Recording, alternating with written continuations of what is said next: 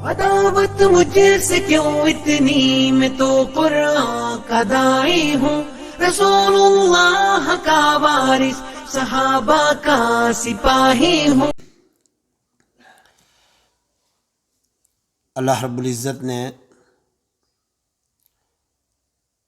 جناب رسول کائنات علیہ الصلاۃ والسلام کو پوری کائنات کے لیے رحمت کائنات بنا کر مبعوث فرمایا۔ رسول رحمت علیہ الصلاۃ والسلام نے پوری کائنات کی انسانیت کو رشد و ہدایت، فلاح و بہبودی کی طرح گامزن فرمایا، دعوت اللہ دی۔ غرض یہ کہ کوئی بھی ایسا امر باقی نہیں بچا جس کے متعلق نبی کائنات علیہ الصلاۃ والسلام نے اپنے فرامین میں، احادیث میں اس کی وضاحت و تشریح بیان نہ فرما دی ہو۔ محترم بھائیوں اور بزرگوں،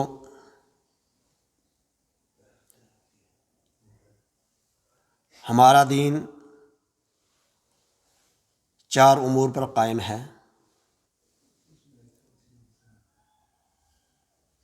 عبادات، عقائد، معاملات اور اخلاق و آداب۔ آج اس موضوع کے متعلق میں آپ کے سامنے مختصراً کتاب و سنت کی روشنی میں چند چیزیں بیان کرنا چاہتا ہوں۔ اس کا تعلق اخلاق و ادب سے، بلکہ آپ یوں بھی کہہ سکتے ہیں کہ وہ اخلاق و ادب کی جڑ، اس کی اساس اور اس کی بنیاد ہے،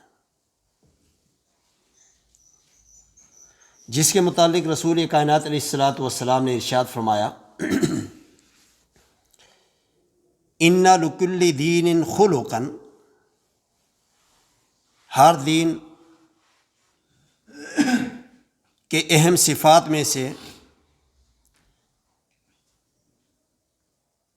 ایک اہم صفت اخلاقی اعتبار سے ہوتی ہے۔ اِنَّ لِكُلِّ دِینٍ خُلُقًا وَخُلُقُ الْإِسْلَامِ الْحَیَاءُ، اور اسلام کی وہ اہم صفت اخلاق و ادب کی حیا ہے۔ دوسری روایت میں حضرت قرہ بن ایاس رضی اللہ تعالیٰ عنہ بیان کرتے ہیں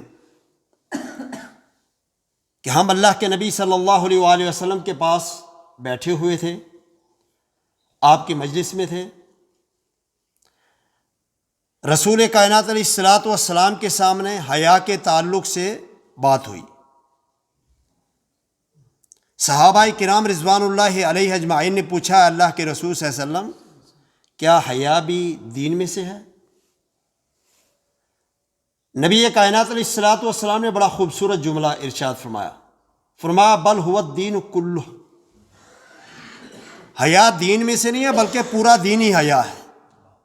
حیا دین میں سے نہیں ہے بلکہ پورا دین ہی حیا ہے۔ اور دوسری روایت کے اندر اللہ کے نبی صلی اللہ علیہ وسلم فرمایا: الایمان بضع و70 او بضع و60 شعبہ، ایمان کے 70 یا 60 سے زیادہ شاخیں ہیں۔ فافضلها قول لا الہ الا اللہ، اور اس میں سب سے افضل جو بات ہے وہ ہے لا الہ الا اللہ، اس بات کا اقرار کرنا کہ اللہ کے علاوہ کوئی معبود نہیں، اللہ کے علاوہ کوئی پرستش کے لائق نہیں، اللہ کے علاوہ کوئی ساجی نہیں، اللہ کے علاوہ کوئی حاجت روا نہیں، اللہ کے علاوہ کوئی مشکل کشا نہیں، اللہ کے علاوہ کوئی داتا نہیں، معبود برحق صرف ایک ہے اور اس ایک ذات کا نام اللہ ہے۔ فافضل قولها لا الہ الا اللہ، سب سے افضل قول، سب سے افضل بات لا الہ الا اللہ۔ وادناها اماطۃ الاذى عن الطریق، اور اس کا ادنا جو شاخ ہے وہ ہے راستے میں تکلیف دہ چیز کو ہٹا دینا۔ کوئی تکلیف دہ چیز پڑی ہو اسے اٹھا کر الگ رکھ دینا، یہ سب سے ادنا ہے۔ کوئی کانٹا ہو، کوئی جھاڑی ہو، کوئی پتھر ہو، کوئی ایسی چیز ہو جس سے کسی بزرگ کو، کسی بچے کو، کسی اسلامی دینی ماں اور بہن کو ٹھوکر لگ سکتی ہو، پریشانی ہو سکتی ہو، اس کو اٹھا کر الگ رکھ دینا، راستہ ہموار کر دینا، یہ سب سے ادنا ہے۔ وَأَدْنَاهَا اماطۃ الاذى عن الطریق والحیاء شعبۃ من الایمان، اور حیا بھی ایمان کی ایک شاخ ہے۔ صحیح مسلم کی روایت۔ رسول کائنات علیہ الصلوۃ والسلام کا گزر ایک انصاری صحابی پر ہوا، صحیح بخاری کی روایت۔ رسول اللہ صلی اللہ علیہ وسلم اس صحابی انصاری صحابی کے پاس سے گزر رہے تھے، اللہ کے رسول صلی اللہ علیہ وسلم کے کانوں میں آواز پڑی۔ وہ انصاری صحابی اپنے بھائی کو حیا کے تعلق سے نصیحت کر رہا تھا، وصیت کر رہا تھا، اور کہہ رہا تھا کہ بھائی آپ بہت باحیا ہیں، بڑے شرم خور ہیں، آپ کے حیا کی وجہ سے، شرم خوری کی وجہ سے فلاں فلاں کام نہیں ہوئے ہیں۔ اگر آپ حیا کو چھوڑ دیتے، شرم خوری کو چھوڑ دیتے، شرم حضوری کو چھوڑ دیتے تو آپ کے یہ کام ہو جاتے۔ کیوں حیا کرتے ہو؟ اتنا شرماتے کیوں ہو؟ یہ دنیا حیا سے اور شرم خوری سے چلنے والی نہیں ہے، کیوں شرم خوری کرتے ہو؟ فلاں چیز کے اندر نقصان، فلاں چیز کے اندر نقصان، فلاں کام اٹک گیا صرف آپ کی شرم حضوری کی وجہ سے۔ نبی کائنات جناب محمد الرسول اللہ صلی اللہ علیہ وسلم نے اس انصاری صحابی کی یہ بات سنی، پھر اس کو اللہ کے نبی صلی اللہ علیہ وسلم مخاطب کیا اور فرمایا دعہو، اے انصاری صحابی اس کو چھوڑ دے، اسے چھوڑ دے، اسے کچھ نہیں کہنا ہے۔ فَإِنَّ الْحَيَاءَ مِنَ الْإِيمَانِ، حیا ایمان میں سے ہے، یہ صاحب ایمان ہے، اس لیے حیا کر رہا ہے، اس کے اندر ایمان ہے، ایمان کی وجہ سے حیا کر رہا ہے۔ اس کو شرم اور حیا کے تعلق سے یہ نہ کیا کہ آپ حیا کو چھوڑ دو، شرم کو چھوڑ دو، یہ جس حالت کے اوپر ہے اس کو چھوڑ دو، ایسے ہی رہنے دو، یہ اللہ کو اسی طرح پسند ہے۔ کیوں؟ رسول اللہ صلی اللہ علیہ وسلم نے دوسری حدیث کے اندر بیان فرمایا الحیاء والایمان قرنا جمیعا فاذا رفع احدهما رفع الاخر۔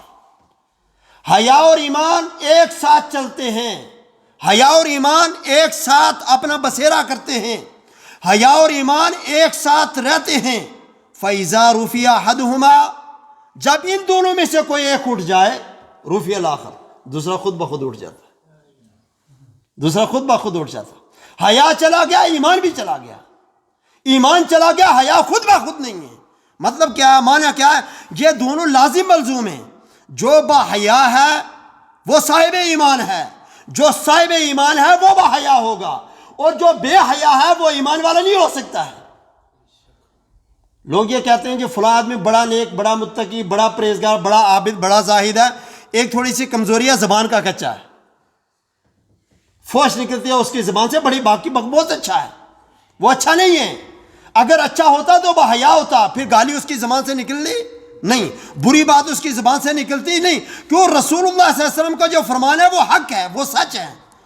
صادق المصدوق کا حکم، آپ کی بات، آپ کا فرمان غلط ہو سکتا نہیں ہو سکتا ہے۔ لہذا یہ دونوں ایک ساتھ ہیں، جو صاحب ایمان وہ صاحب حیا، اس کی زبان سے اللہ کی تکبیر نکل سکتی ہے، اس کی زبان سے اللہ کی تحلیل نکل سکتی ہے، اس کی زبان سے اللہ کی تقدیس ہو سکتی ہے، اس کی زبان سے اللہ کا کلمہ لا الہ الا اللہ نکل سکتا ہے، سبحان اللہ نکل سکتا ہے، گالی نہیں نکل سکتی، کیوں؟ صاحب حیا، صاحب حیا۔ اسی لیے اہل علم نے جو حیا کی تعریف کی وہ یہ تعریف کی، حیا وہ ایمانی صفت ہے جس کے آ جانے کے بعد انسان کبھی اور گھٹیا اور برے امور پر مشتمل جتنی چیزیں ان کو چھوڑ دیتا ہے، اچھے اقوال، اچھے افعال اور اچھے اعمال کرنا شروع کر دیتا ہے، برائیوں سے رک جاتا ہے۔ جس کے اندر حیا آ جائے، برائی اس کے نزدیک نہیں آتی ہے، گناہ اس کے نزدیک نہیں آتا ہے، جرم سے وہ اجتناب کرتا ہے، کیوں؟ صاحب حیا۔ جو صاحب حیا وہ گناہ نہیں کر سکتا، گناہ کرتے اسے شرم محسوس ہوتی ہے، میرا رب مجھے دیکھ رہا ہے، میرا رب مجھے دیکھ رہا ہے۔ اسی لیے اس کی جو تقسیم کاری کی علماء نے وہ کی کہ حیا کی بھی پھر دو قسمیں، حیا کی بھی دو قسمیں، ایک فطری حیا، ایک ایمانی حیا۔ فطری حیا ہر شخص کے اندر آتا ہے، میرے اندر بھی ہے، آپ کے اندر بھی ہے، چھوٹے کے اندر بھی ہے، بڑے کے اندر بھی ہے، مرد کے اندر بھی ہے، عورت کے اندر بھی ہے، بزرگ کے اندر بھی ہے، مالدار کے اندر بھی ہے، غریب کے اندر بھی ہے، فٹ پاتھ کے اوپر جو زندگی گزاری اس کے اندر بھی حیا موجود ہے۔ اور اس کی مثال آپ سمجھے، یوں سمجھ سکتے ہیں، آپ کا چھوٹا سا بچہ 5-6 سال کا، 5-6 سال کا چھوٹا بچہ آپ کی گود میں بیٹھتا، والدہ کی گود میں بیٹھتا، چچا کی گود میں بیٹھتا، بھائی کی گود میں بیٹھتا، خالہ کی گود میں بیٹھتا، چھوٹا بچہ کھیلتا کودتا ہے۔ اس نے جو ٹروزر، جو سلوار، جو پاجامہ اس نے پہن کے رکھا ہے، اس کا بڑا بھائی، اس کا والد یا کوئی بھی رشتہ دار عذرائے مذاق اس کو کھینچتے نیچے اور سطر اس کا کھل جائے، بچہ کیا کرتا ہے؟ رونا شروع کرتا ہے، فوراً اوپر اٹھا لیتا، بھاگ جاتا ہے، پھر اس کے قریب نہیں آتا۔ کیوں نہیں آتا؟ فطری حیا اس کے اندر موجود ہے۔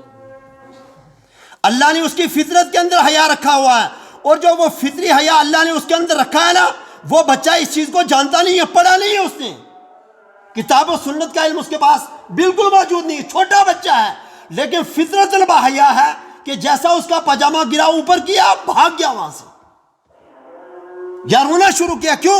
وہ بھی سمجھتا ہے ان لوگوں کے سامنے میری توہین ہوگی، بےزتی ہو گیا، کیوں میرا سطر کھولا ہے، پھر اس شخص کے پاس واپس ہے۔ یہ فطری حیا ہے۔ دوسری مثال قرآن حکیم سے، ہمارے والد ابو البشر جناب آدم علیہ السلام، جناب حوا علیہ السلام، اللہ رب العزت نے پیدا کیا، رکھا کہاں؟ جنت کے اندر، جنت کے اندر رکھا، اور فرمایا کہ آپ جتنے انعامات اور نعمتیں ہیں وہ اللہ کا فضل ہے، جنت کے اندر ان کو استعمال کر سکتے ہیں، لیکن یہ درخت ہے، اس کے قریب نہیں جانا، اس درخت کے قریب نہیں جانا، اس کو نہیں کھانا ہے، اس کو چکھنا نہیں ہے، اس کی طرف دیکھنا نہیں ہے۔ کیوں؟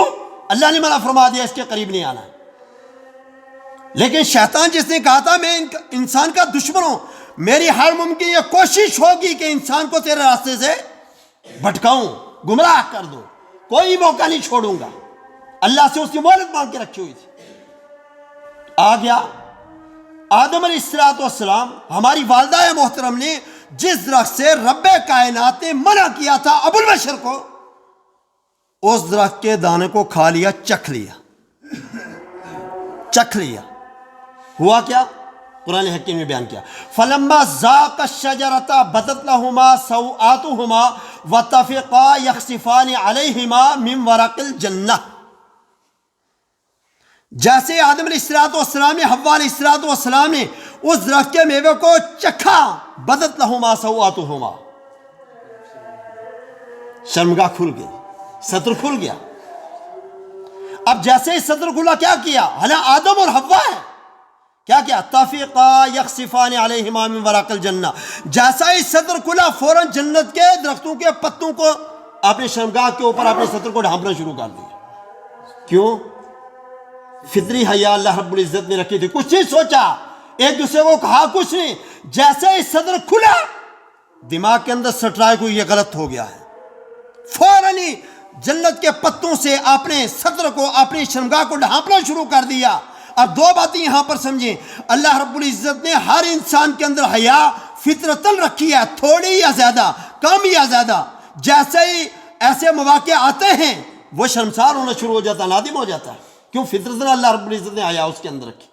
ایک اور جو گناہ کرتے ہیں، جرائم کرتے ہیں، غلطیاں کرتے ہیں، رب کی نافرمانی کرتے ہیں، ایسا ہوتا ہے کہ اللہ رب العزت کبھی کبھی ان کا پردہ بھی کھول دیتا ہے، پھر مخلوق کے سامنے بدنام ہونا شروع ہو جاتے ہیں۔ حد ہے ہر چیز کی، ہر چیز کی حد ہے۔ اسے اللہ سے دعا کرنی چاہیے، اللہ ہر مسلمان مرد عورت کو، نوجوان کو، بزرگوں کو صاحب حیا بنائے۔ صاحب حیا بنیں گے تو صاحب ایمان بھی بنیں گے۔ دو مثالیں۔ تیسری مثال، رسول اللہ صلی اللہ علیہ وسلم نے حدیث کے اندر نکاح کے تعلق سے تمام معاملات اللہ کے نبی صلی اللہ علیہ وسلم حدیث کے اندر اور مجملاً قرآن حکیم کے اندر بیان فرمائے ہیں۔ اب کچھ اختیار ماں باپ کو دیے، کچھ اختیار بچی کو بھی دیے، وہ اختیار دونوں کے اپنے اپنی جگہ، کیوں؟ مساوات ہے، دین کے اندر مساوات ہے، برابر قائم کیا دین، کسی کے اوپر ظلم نہیں ہونا چاہیے۔ جو کنواری لڑکی ہے، باکرہ لڑکی ہے، اس کے لیے رسول اللہ صلی اللہ علیہ وسلم نے حکم کیا دیا؟ وَلَا تُنْكَحُ الْبِكْرُ حَتَّى تُسْتَأْذَنَ۔ کسی بھی کنواری اور باکرہ لڑکی کی آپ شادی کسی سے طے نہیں کر سکتے حتیٰ تُسْتَأْذَنَ، یہاں تک کہ آپ اس سے اجازت لے لیں، یہ حکم ہے۔ اس کنواری لڑکی سے والد کو، بھائی کو، جو بھی اس کا ولی ہے، وارث ہے، اسے اجازت لینی پڑے گی۔ اب رسول اللہ صلی اللہ علیہ وسلم سے صحابہ نے پوچھا، اللہ کے نبی صلی اللہ علیہ وسلم، کنواری لڑکی، باکرہ لڑکی جب اس سے والد یا اس کا بھائی یا اس کی والدہ یا کوئی بھی شخص اس سے اجازت طلب کرے گا، وہ شرما جائے گی، کیسے اجازت دے گی؟ کیسے اجازت دے گی؟ تو رسول اللہ صلی اللہ علیہ وسلم فرمان تسکتا، اگر وہ خاموش ہو جائے اس کی طرف سے اجازت ہے، اس کی نظریں جھک جائیں، اس کی گال لال ہو جائے، شرم کی وجہ سے نیچے دیکھنا شروع کر دے، فَإِذْنُهَا سُمَاتُهَا، اس کی اجازت، اس کی خاموشی ہے۔ اور یہ کس کے لیے ہے؟ جو صاحب حیا ہے، جو صاحب حیا ہے، جس کے والد نے اس کی تربیت اسلامی تربیت کی ہے، جس کے والد نے اسے کتاب و سنت پڑھائی ہے، سکھلائی ہے، جس کے والد نے گھر کے اندر اور گھر سے باہر پردے کا اہتمام کیا ہے، اس کے ذہن کے اندر یہ بات راسخ کیا، بچی تو عورت ہے، عورت نام ہی پردے کا ہے، باحیا بنایا ہے اس کو۔ جب اس کا والد اس بچی کے سامنے بات کرے گا تو اس کے اندر خاموشی طاری ہو جائے گی، نظریں جھک جائیں گی، گال لال ہو جائیں گی، شرمسار ہو جائے گی، اجازت نہیں دے پائے گی۔ والد کے سامنے کیسے کہیں ٹھیک ہے اس لڑکے سے میری شادی کرا دو؟ رسول اللہ صلی اللہ علیہ وسلم فرمان تسکتا، ایک وَإِذْنُهَا سُمَاتُهَا، اس کی خاموشی، اس کی اجازت ہے۔ یہ اس دور کی بات ہے، رسول اللہ صلی اللہ علیہ وسلم کے دور کی بات، اور یہ قیامت تک کے لیے حکم ہے، مسلمان مردوں کے لیے، مسلمان عورتوں کے لیے۔ آج کے معاشرے کو آپ دیکھیں، آج کے معاشرے کو دیکھیں، اللہ ماشاء اللہ، آج کا معاشرہ کیا ہے؟ اخبار، جرائد، ٹی وی، موبائل، ہر چیز آج موجود ہے آپ کے پاس۔ آئے دن آپ پڑھتے ہیں فلاں لڑکی فلاں بھاگ گئی، نکل گئی، کالا ہو گیا، یہ کیوں ہے؟ حیادار نہیں، حیا نہیں بنایا۔ ہم کالج کے اندر بھیجتے ہیں بچوں کو وہ طریقہ اختیار کروا کے، وہ لباس پہنوا کر جس کو دیکھ کر خود باپ بھی شرما جائے، شرم سے پانی پانی ہو جائے۔ لیکن کیا رائل فیملی کے لوگ ہیں، پتہ بھی چلنا چاہیے ہماری فیملی کتنی بڑی ہے۔ آج فیملی بڑی کا پتہ تب چلتا ہے جب کپڑے چھوٹے ہو جائیں، میرے بھائی اور بزرگ، یہ نہیں ہے۔ یہ کوشش کرنی چاہیے ہمارے بچے باحیا ہوں، یہ کوشش کرنی چاہیے ہماری بچی باحیا ہوں۔ حیا کا درس دینا چاہیے۔ حیا اگر موجود ہے تو سب کچھ ٹھیک ہے، حیا اگر نہیں ہے تو سب کچھ ختم ہو گیا ہے میرے بھائی اور بزرگ۔ یہ فطری حیا جو انسان کی فطرت کے اندر موجود ہے۔ اور دوسری قسم ایمانی حیا۔ ایمانی حیا کیا ہے؟ ایمانی حیا کہ انسان ہر وقت، ہر آن، ہر لمحہ، ہر لحظہ اس کے دل کے اندر اللہ کا ڈر موجود رہے، اور وہ یہ سمجھے کہ کوئی بھی غلط کام، کوئی بھی برائی، کوئی بھی جرم، کوئی بھی گناہ مجھ سے نہیں ہونا چاہیے، ہر حرام کام سے بچنے کی کوشش کرے، اجتناب کرے۔ کیوں؟ اللہ کا ڈر موجود ہے۔ اگر یہ میں نے کام کیا، دنیا نہیں دیکھ رہی ہے لیکن میرا رب مجھے دیکھ رہا ہے، میرا رب مجھے دیکھ رہا ہے، اس کی نگاہ سے میں بچ نہیں سکتا ہوں، دنیا سے چھپ سکتا ہوں، رب سے چھپ نہیں سکتا ہوں۔ یہ دل کے اندر ڈر موجود ہو، گناہ کو چھوڑ دے، ارادہ کر کے گناہ کو چھوڑ دے، قدرت رکھ کے گناہ کو چھوڑ دے۔ کسے کہتے ہیں ایمانی حیا؟ اس کا ایمان اتنا مضبوط ہے کہ گناہ کا ارادہ کرتا ہے، رب کا ڈر، رب سے حیا کر جاتا ہے، رب کا حیا دل کے اندر آ جاتا ہے۔ اس کا تصور اتنا مضبوط، اس کا یقین اتنا محکم ہے کہ وہ سمجھتا ہے اس بات کو، ان اللہ کان علیکم رقیبا، اللہ میرے اوپر نگہباں ہے۔ وہ یہ سمجھتا ہے میرے دائیں اور بائیں موڑے کے اوپر اللہ نے کرامن کاتبین یعلمون ما تفعلون، دو فرشتے لگا کے رکھے ہیں، کیمرے فٹ ہیں آپ کے اوپر، آپ کی زبان سے جو کلمہ نکلے اللہ اسے لکھتا ہے، وہ فرشتے اسے نوٹ کر رہے ہیں۔ قیامت کا دن ہوگا، یہی دفتر، یہی نامہ اعمال آپ کے سامنے لا کے رکھ دیا جائے گا۔ انسان حیران ہو جائے گا، اللہ کیا ہو گیا؟ چھوٹی چھوٹی بات، چھوٹا چھوٹا عمل لکھا ہوا ہے۔ فَمَن يَعْمَلْ مِثْقَالَ ذَرَّةٍ خَيْرًا يَرَهُ، ذرہ کے برابر نیکی کی، بھلائی کی سامنے آپ کے موجود ہوگا۔ اور ذرہ پتہ ہے کسے کہتے ہیں؟ ذرہ ایسے دکھائی نہیں دیتا۔ ذرہ اس وقت ذرات اس مسجد کے اندر موجود ہیں لیکن دکھائی نہیں دیتے ہیں۔ ذرہ دکھائی کب دیتا ہے؟ اس تاریک جگہ کے اندر یہاں سے سورج کی شعاع اندر آئے اور اس شعاع کو آپ دیکھیں، چھوٹے چھوٹے ذرات اڑتے ہوئے نظر آتے ہیں، ایسے نہیں نظر آتے، اسے کہتے ہیں ذرہ۔ اس ذرہ کے برابر بھی نیکی لکھ لی جائے گی، اللہ قیامت کے دن آپ کو دکھائے گی یہ نیکی کی ہے۔ وَمَن يَعْمَلْ مِثْقَالَ ذَرَّةٍ شَرًّا يَرَهُ، برائی کی ہے ایک ذرہ کے برابر، وہ بھی رائی کے دانے کے برابر بھی کی ہے برائی، نیکی کی ہے، قیامت کے دن سامنے آ جائے گی، بتا دیا جائے گا یہ کیا تھا۔ ان اللہ کان علیکم رقیبا واللہ بصیر بما تعملون، جو آپ عمل کرتے ہو رب اسے دیکھ رہا ہے۔ ان اللہ خبیر بما تعملون، جو آپ عمل کرتے ہو، جو بولتے ہو، جو سنتے ہو، جو کرتے ہو، اللہ رب العزت اسے دیکھ رہا ہے، اسے باخبر ہے۔ یعلم خائنۃ العیون وما تخفی الصدور، آنکھوں سے جو اشارے کرتے ہو، دل کے اندر جو بات چھپا کے رکھے ہیں، تمہارے تخیلات کو بھی رب جانتا ہے۔ وَأَسِرُّوا قَوْلَكُمْ أَوِ اجْهَرُوا بِهِ إِنَّهُ عَلِيمٌ بِذَاتِ الصُّدُورِ، تم دل کے اندر کوئی بات چھپا کے رکھو یا اس کا اظہار کر دو، إِنَّهُ عَلِيمٌ بِذَاتِ الصُّدُورِ، تمہارے دلوں کے بھیدوں کو جاننے والا ہے۔ وَلَقَدْ خَلَقْنَا الْإِنسَانَ وَنَعْلَمُ بِهِ مَا تُوَسْوِسُ بِهِ وَنَعْلَمُ بِهِ مَا تُوَسْوِسُ بِهِ وَنَحْنُ أَقْرَبُ إِلَيْهِ مِنْ حَبْلِ الْوَرِيدِ، انسان کے دل کے اندر جو ہوک، جو وسوسہ اٹھتا ہے، اللہ اسے بھی جانتا ہے، وہ شارک سے بھی زیادہ قریب ہے۔ ان آیات کے اندر لوگوں کو کیا بتایا گیا ہے؟ ان آیات کا کیا معنی ہے؟ کیا سمجھا رہی ہیں یہ آیات کریمہ؟ یہ بتلا رہے ہیں کہ ہر انسان کے دل کے اندر یہ یقین اور یہ ایمان ہونا چاہیے، رب ہر جگہ علم کے اعتبار سے موجود ہے، دیکھ رہا ہے، وہ آپ کے آنکھوں کی حرکت، اشارے اور کنائے، آپ کا ہاتھ کیا کرتا ہے، آپ کا کان کیا سنتا ہے، آپ ذہن اور دل کے اندر کیا پلان بناتے ہیں، وہ سب جانتا ہے۔ اسے ڈر کے رہو، کب اجل آ جائے، کب اللہ کے سامنے حاضری ہو جائے، کوئی پتہ نہیں ہے۔ اس لیے اپنے اعمال، اپنے افعال، اپنی آنکھوں، اپنے کانوں، اپنے دل، اپنے دماغ کو محفوظ رکھو گناہوں سے۔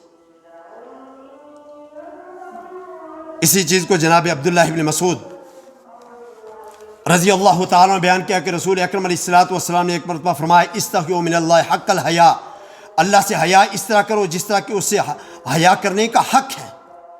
تو صحابہ کرام تھے، تربیت تھی رسول اللہ صلی اللہ علیہ وسلم کی، تو صحابہ کرام نے فوراً کہا، انا کنا نستحی والحمدللہ، اے اللہ کے نبی صلی اللہ علیہ وسلم ہم تو حیا کرتے ہیں، با حیا ہیں، الحمدللہ، اللہ کا شکر ہے، با حیا ہیں۔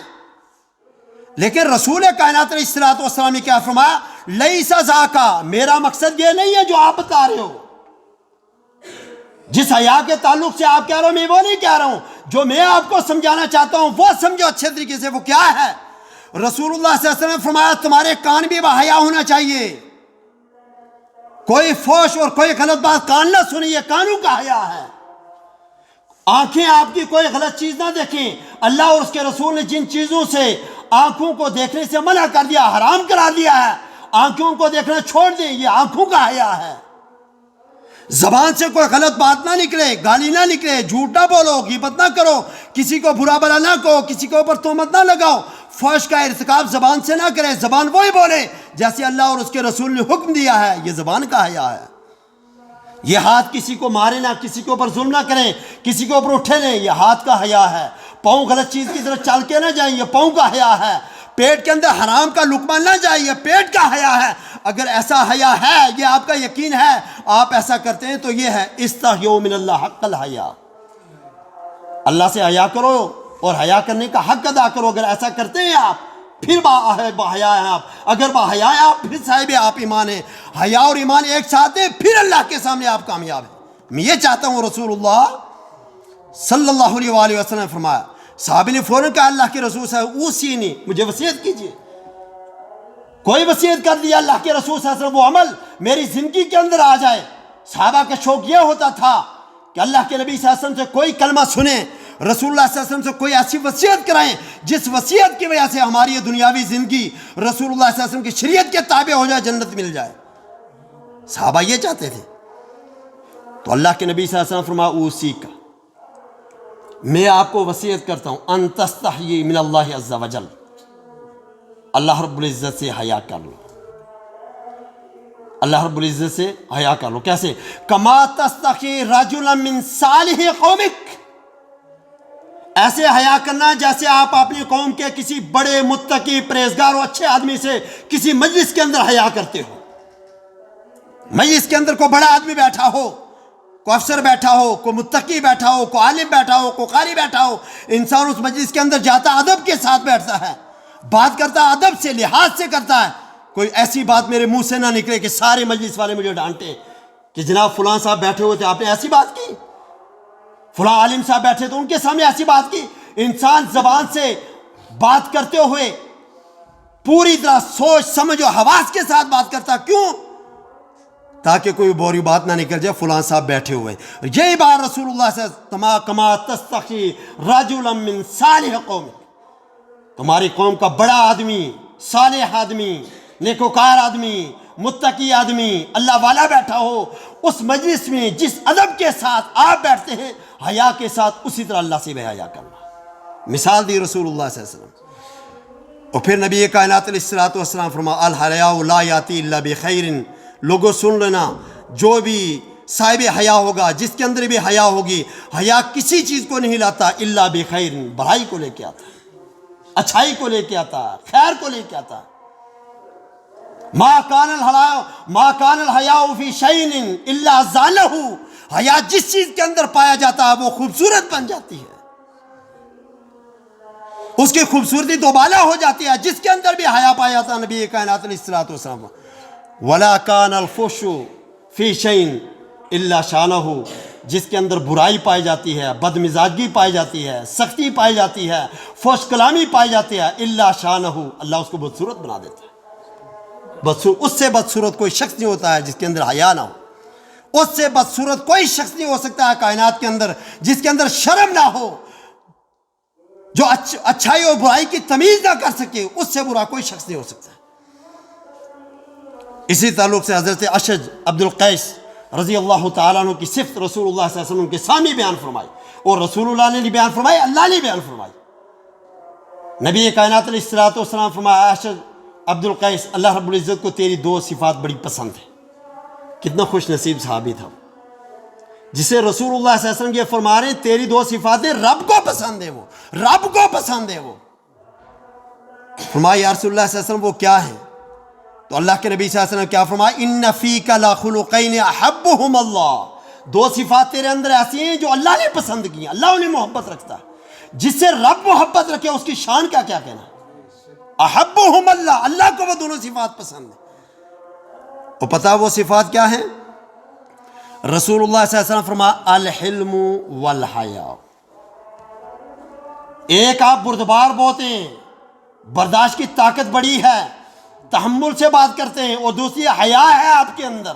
یہ دونوں صفات رب کو پسند ہیں، باحیا بھی ہیں، بردبار بھی ہیں، تحمل والے بھی ہیں، برداشت والے بھی ہیں، اور حیا بھی کرتے ہیں، رب کو پسند ہے۔ اشج کتنا خوش نصیب صحابی تھا، کتنا خوش نصیب صحابی تھا۔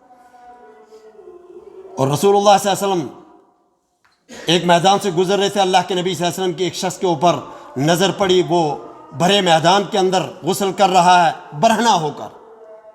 نبی کائنات علیہ الصلوۃ والسلام واپس آئے مسجد کے اندر اور ممبر کے اوپر تشریف لائے۔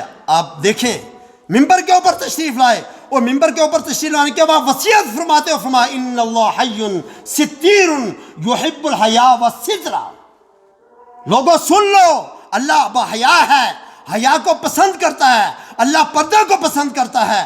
جو سب باحیا نہیں ہے، با پردہ نہیں ہے، اللہ اسے پسند ہی نہیں کرتا ہے۔ فَإِذَا اغْتَسَلَ أَحَدُكُمْ، جب تم میں سے کوئی غسل کرے فَلْيَسْتَتِرْ، اسے چاہیے کہ پردہ کر لے۔ کیوں پردہ کر لے؟ دنیا نہ دیکھے، لوگ نہ دیکھیں، لیکن رب تو دیکھ رہا ہے نا۔ اسی لیے علماء نے کہا کہ سب سے افضل یہ اگر کوئی اپنے غسل خانے کے اندر بھی غسل کرے نا، پردہ کرے، برہنہ ہو کر ننگا ہو کر غسل نہ کرے بلکہ پردہ کر کے۔ کیوں؟ سب سے زیادہ جو حیا کا مستحق ہے وہ میرا رب ہے، اس سے باحیا ہو، اس سے حیا ہونی چاہیے، اس سے شرم آنی چاہیے۔ اسی لیے رسول اللہ صلی اللہ علیہ وسلم اذا اغتسل احدکم فلیستتر، حیا کا تقاضا یہ ہے جب بھی کوئی غسل کرے تو اپنے ستر کو ڈھانپ لیا کرے۔ اور میرے بھائیو، حیا صحابہ کے اندر پائی جاتی تھی، رسول اللہ صلی اللہ علیہ وسلم نے موقع در موقع اس چیز کو بیان کیا۔ کیوں بیان کیا؟ تاکہ امت قیامت تک آنے والے لوگوں کے لیے یہ ایک نصیحت بن جائے، عبرت بن جائے، معزت بن جائے، تذکیر بن جائے۔ جس طرح صحابہ باحیا تھے اس طرح میں آپ ہم سب باحیا بن جائیں۔ حیا کی صرف ہمارے اندر بھی اسی طرح ہے جس طرح صحابہ کرام رضوان اللہ علیہ اجمعین کے اندر تھی۔ حضرت ام عائشہ صدیقہ طاہرہ مطہرہ رضی اللہ تعالیٰ بیان کرتے ہیں، صحیح بخاری کی روایت، نبی کائنات علیہ الصلوۃ والسلام حضرت ام عائشہ بیان کرتے ہیں میرے گھر کے اندر تشریف فرما تھے، اللہ کے رسول صلی اللہ علیہ وسلم اپنے گھر کے اندر تشریف فرما تھے۔ رسول اللہ صلی اللہ علیہ وسلم اس حالت میں بیٹھے ہوئے تھے، آپ کی پنڈلی اور ران سے پردہ ہٹا ہوا تھا، خالی تھی۔ دروازے کے اوپر دستک ہوئی، ابو بکر تشریف لائے، اجازت طلب کہ اللہ کے رسول نے فرمایا اندر آ جائیے، بات چیت کی۔ اللہ کے نبی صلی اللہ علیہ وسلم اپنی حالت کے اوپر رہے۔ تھوڑی دیر کے بعد پھر دستک ہوئی، جناب فاروق اعظم تشریف لائے، اجازت طلب کی، اندر آئے، بات چیت ہوئی، رسول اللہ صلی اللہ علیہ وسلم اسی حالت میں رہے، پنڈلی اور ران کا تھوڑا سا حصہ خالی ہے۔ پھر ایک اور شخصیت ہے جنہیں عثمان ذی النورین کہا جاتا ہے رضی اللہ تعالیٰ، سب سے پسندیدہ صحابی رسول اللہ صلی اللہ علیہ وسلم۔ 22 سے زیادہ مرتبہ جنت کی بشارت اللہ کے نبی نے اپنی زندگی میں عثمان غنی کو دی ہے، 22 سے زیادہ مرتبہ، صاحب حیا ہے۔ اب جیسے ہی دستک دی حضرت عثمان نے اجازت طلب کی، رسول اللہ صلی اللہ علیہ وسلم اٹھ کے بیٹھ کے اپنی پنڈلی کو بھی ڈھانپ لیا، اپنے ران کو بھی ڈھانپ لیا، اندر تشریف لائے، بات چیت ہوئی، پھر تینوں صحابی واپس چلے گئے۔ حضرت اما عائشہ صدیقہ طاہرہ مطہرہ دیکھ رہی ہیں کہ اللہ کے نبی صلی اللہ علیہ وسلم کے پاس جناب ابو بکر آئے، آپ نے اپنے کپڑے کو درست نہیں کیا، فاروق اعظم آئے، کپڑے کو درست نہیں کیا، عثمان غنی آئے، اٹھ کے بیٹھ کے کپڑے کو درست کر لیا، کیوں؟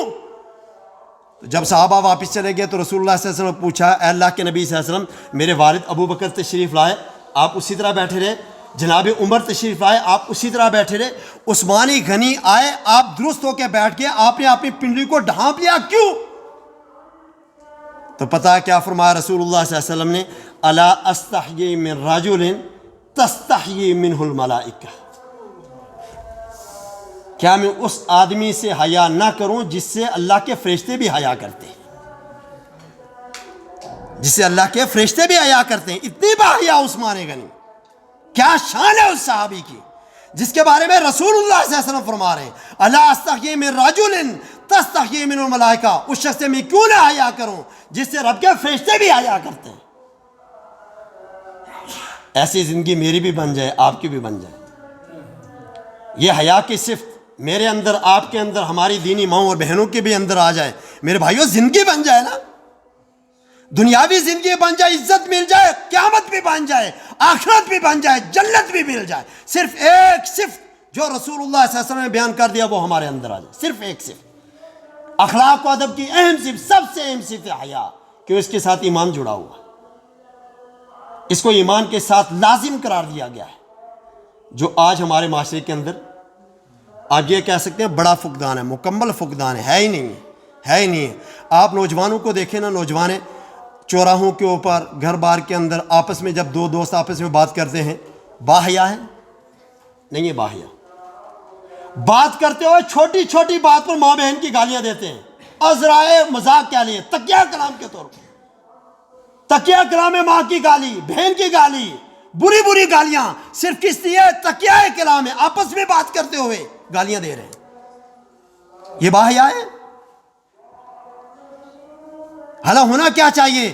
آپس میں آپ بات کریں، کوئی بات آئے تو الحمدللہ کہیں نا، کسی نعمت کی بات آئے شکر ادا کرنا، رب کا کریں نا، کوئی بڑی بات آئے رب کی کبریائی کو اللہ اکبر کہیں نا، کسی گناہ کا اور کسی برے کام کا ذکر ہو تو استغفر اللہ کہیں نا، اس رب کی ہم کیوں نہ بیان کریں؟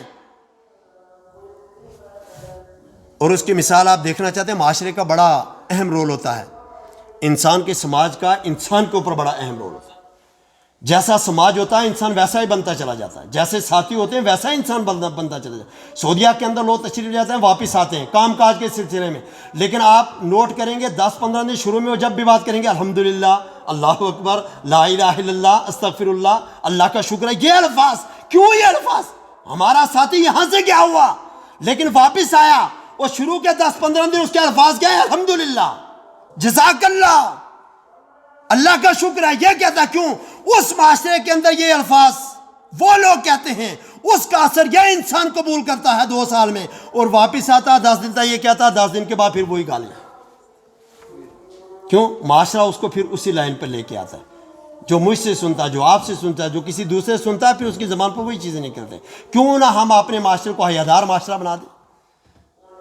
کیوں نہ ہم خود بھی حیا کریں، اپنے بچوں کو بھی باحیا بنائیں؟ کیوں نہ ہماری زبان کا وہ حیا ہو تاکہ ہمارے بچے بھی اسی طرح وہی بات کریں جو ہم بات کریں؟ لیکن ایسا اس لیے نہیں کہ ہم تربیت ہی نہیں کر پا رہے بچوں کی۔ اور یہ صرف مرد حضرات کے تعلق سے نہیں کہ آپ سوچیں گے جتنی مثالیں یہ تو مردوں کی ہیں۔ قرآن پاک نے ایک واقعہ بیان کیا ہے، ٹائم کی قلت ہے، قرآن پاک نے ایک واقعہ بیان کیا ہے، اور واقعہ بھی 2 بچیوں کا بیان کیا. حیا کی مثال آپ دیکھیں کیسی باحیا تھیں جن کا ذکر رب نے قرآن کے اندر کیا.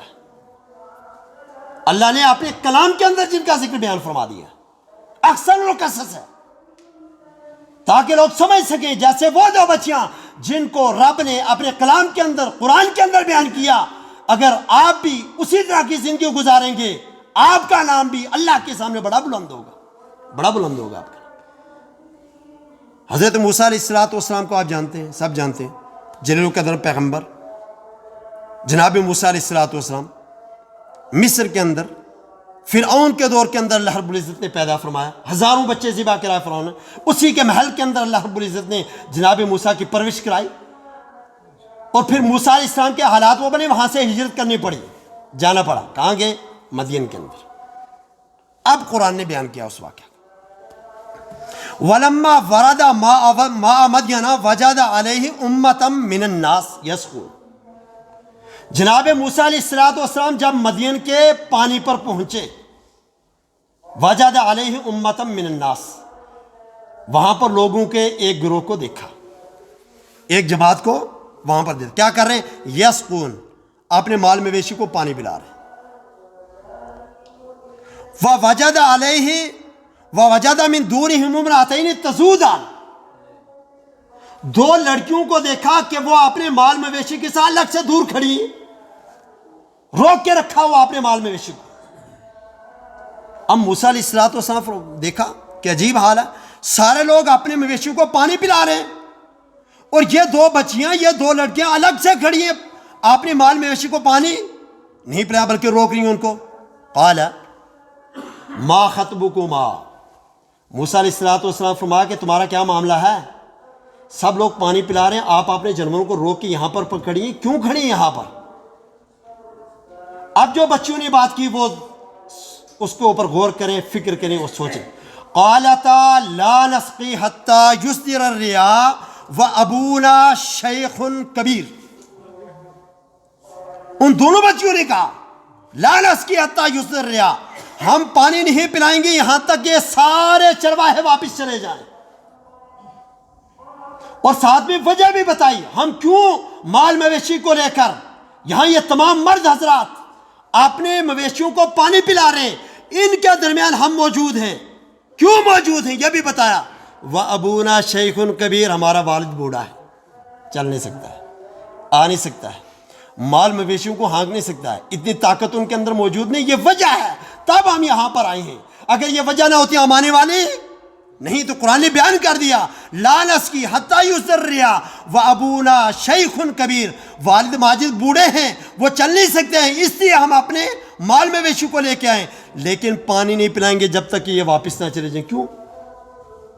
باحیا تھی, باحیا بیٹیاں تھیں, جناب شعیب کی تربیت یافتہ بیٹیاں تھیں. ان کا اختلاط مرد و زن ہو یہ ہمیں برداشت نہیں ہے. مرد بھی وہیں, ان کے درمیان ہم جائیں یہ نہیں ہو سکتا ہے, یہ نہیں ہم برداشت کریں گے. یہ واپس جائیں گے تب پانی پلائیں گے. فَسَقَىٰ لَهُمَا, حضرت موسیٰ علیہ السلام نے ان دونوں بچیوں کے مال مویشیوں کو پانی پلایا. ثُمَّ تَوَلَّىٰ إِلَى الظِّلِّ, پھر واپس سائے دار جگہ میں چلے گئے. فقال, اب فرمایا ربی انی لما انزلت الی من خیر فقیر. اب دعا بھی کی, اب دعا کی, ادھر مدد بھی کی ادھر دعا بھی کی. ربی انی لما انزلت الی من خیر فقیر, اللہ تیری رحمت کا مجھ سے زیادہ محتاج کوئی نہیں. آج میں محتاج ہوں, آج تیرے فضل کا محتاج ہوں, کر دے فضل مجھ کے اوپر.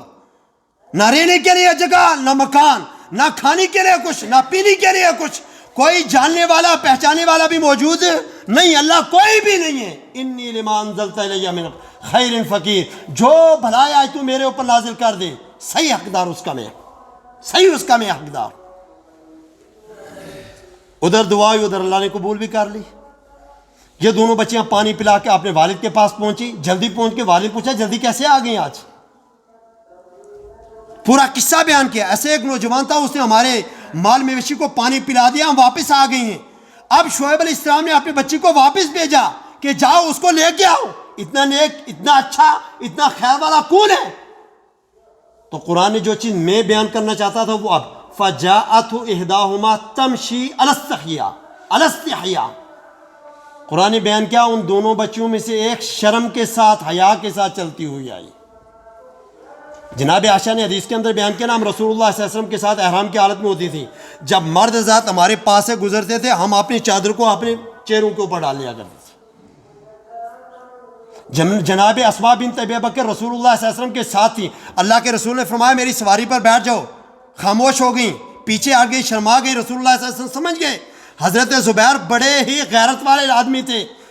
حضرت عثمان نے فرمایا نہیں, اس مرد والے قافلے میں پیچھے سواری پر نہیں بیٹھ سکتی ہوں, میری حیا, میرا شرم, میری غیرت اس چیز کی اجازت نہیں دیتی. اسے کہتے ہیں باحیا. فجاءت احداهما تمشي على استحياء. اور کیا فرمایا؟ قالت ان ابی یدعوک لیجزیک اجر ما سقیت لنا. میرے والد محترم نے آپ کو بلایا ہے تاکہ آپ کو بدلہ دیں اس چیز کا جو آپ نے ہمارے ساتھ احسان کیا ہے, پانی پلایا ہے, اس کا بدلہ آپ والد دیں گے. موسیٰ علیہ السلام شعیب علیہ السلام کے پاس پہنچے, کیوں؟ ربی انی لما انزلت الی من خیر فقیر. ان دو بچیوں میں سے ایک بچی موسیٰ علیہ السلام کی بیوی بنی. 8 سال جناب موسیٰ علیہ السلام رہے شعیب علیہ السلام کے پاس. آپ بتائیں یہ بچی کی تربیت تھی, ایسی تربیت میری بچی کی میرے گھر کے اندر ہے, آپ کے گھر کے اندر ہے, معاشرے کے اندر ایسی بیٹیاں آج موجود ہیں اللہ ماشاءاللہ ہوں گی, لیکن سب ایسی ہیں. آج میں یہ کہنا چاہتا ہوں اپنے دینی ماں اور بہنوں سے بھی, اپنی بچیوں کی تربیت اس طرح کریں جس طرح شعیب علیہ السلام نے اپنی بیٹیوں کی تھی, جس طرح جناب ابو بکر نے اسماء بنت ابی بکر کی تھی, اس طرح کی تربیت کریں. عائشہ صدیقہ کی رسول اللہ صلی اللہ علیہ وسلم نے کی تھی, فاطمہ الزہرا کی تھی. وہ حیا چاہیے جس کے بارے میں فاطمہ الزہرا نے کہا لی میری وفات ہو جائے دن میں میرا جنازہ لے کے نہ نکلنا, رات میں کسی غیر محرم کی نظر میرے جنازے کے اوپر نہیں پڑنی چاہیے. اسی فاطمہ الزہرا کے ماننے والے ہم, انہی صحابیات کے ماننے والے ہم. ذرا آنکھیں بند کریں, ٹھنڈا سانس لیں, اپنے گریبان کے اندر جھانکیں. ہمارا دعویٰ کیا ہے, ہم ماننے والے کس کے ہیں اور ہم کرتے کیا ہیں, یہ محاسبہ کرنے کی ضرورت ہے. یہ محاسبہ کرنے کی ضرورت ہے میرے بھائیوں. اور آخری بات عرض کر کے ختم کروں گا. حضرت عطا بن رباح, صحیح البخاری کی روایت, حضرت عطا بن رباح رحمۃ اللہ علیہ تابعی ہیں. ایک مرتبہ حضرت عبداللہ ابن عباس کے پاس تشریف فرما تھے.